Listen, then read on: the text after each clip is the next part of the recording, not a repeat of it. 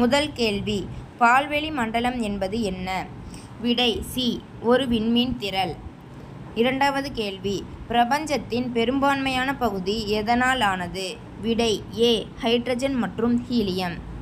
மூன்றாவது கேள்வி, big bang கோட்பாடு எதை விளக்குகிறது?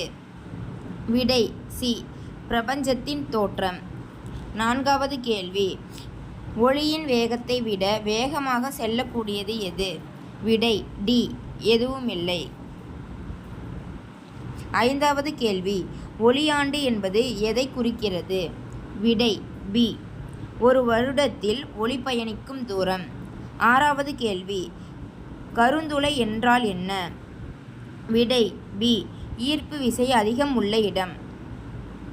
ஏழாவது கேள்வி, நமது சூரிய குடும்பத்தில் உள்ள மிகப்பெரிய கிரகம் எது?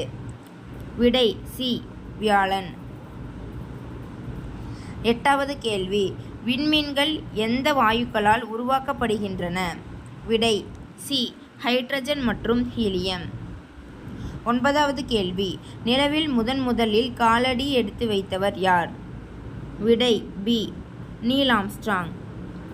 பத்தாவது கேள்வி, சூரியனின் ஆற்றலுக்கு காரணம் என்ன? விடை பி, அணுக்கரு இணைவு. நம்ம இப்போ 10 கேள்விகளுக்கு பதில் சொல்லியிருக்கோம். அதோட மதிப்பெண்ணை தெரிஞ்சுக்கிறதுக்கு கீழே இருக்கிற மதிப்பெண் காட்டு அப்படிங்கிறத கிளிக் பண்ணால் எத்தனை ஆன்சர் நம்ம கரெக்டாக சொல்லியிருக்கிறோங்கன்னு காட்டும். நம்ம 10க்கு 10மே கரெக்டாக தான் சொல்லியிருக்கோம். உங்களோட சுய மதிப்பீடை தெரிஞ்சுக்கிறதுக்கும் நீங்கள் எக்ஸாமில் நல்லபடியாக மார்க் எடுக்கிறதுக்கும் இந்த லிங்க் உங்களுக்கு ரொம்ப யூஸ்ஃபுல்லாக இருக்கும். ட்ரை பண்ணி பாருங்கள். இதோட லிங்க்கை ஃபஸ்ட்டு கமெண்ட்லேயும் டிஸ்கிரிப்ஷன்லேயும் கொடுத்துருக்கேன், செக் பண்ணி பாருங்கள்.